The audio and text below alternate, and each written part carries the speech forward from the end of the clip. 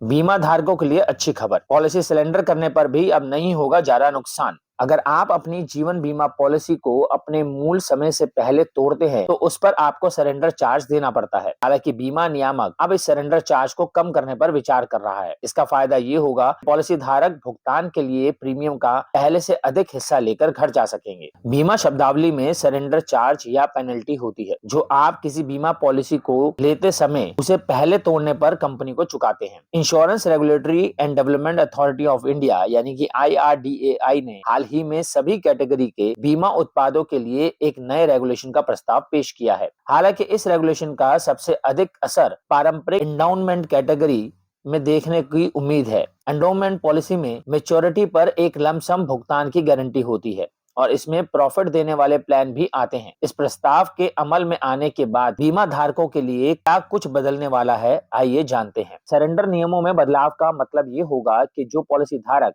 किसी कारण से बीमा प्रीमियम का भुगतान करने में असमर्थ है और उसे कैंसिल करना चाहते हैं तो उन्हें अब पेनल्टी के रूप में कम सरेंडर चार्ज देना होगा। इससे वो अब तक भुगतान किए गए प्रीमियम का अधिक हिस्सा अपने साथ घर लेकर जा सकेंगे। इसे आप ऐसे समझें कि अगर कोई पॉलिसी धारक दूसरे साल का प्रीमियम का भुगतान करने के बाद अगर अपनी पॉलिसी को सरेंडर करना चाहता है तो नियमों के मुताबिक उसे भुगतान के लिए कुल प्रीमियम का महज 30% ही वापस मिलेगा। हालांकि अगर IRDAI के प्रस्ताव को मंजूरी मिलती है तो प्रीमियम के रिफंड की राशि काफी बढ़ सकती है। IRDAI ने कहा है कि प्रत्येक बीमा प्रोडक्ट के लिए एक प्रीमियम सीमा तय की जाएगी। इस सीमा से अधिक प्रीमियम भुगतान पर कोई सरेंडर चार्ज नहीं होगा, चाहे बीमा पॉलिसी को किसी भी समय रद्द किया जा रहा हो। हालांकि IRDAI ने अभी प्रीमियम सीमा को निर्धारित नहीं किया है, लेकिन उसे इस कॉन्सेप्ट को उदाहरण के साथ समझाने की कोशिश की है। पॉलिसी धारक को एक नए नियम से क्या फायदे हों? अगर किसी पॉलिसी धारक को लगता है कि उसने पॉलिसी लेकर गलती कर दी है,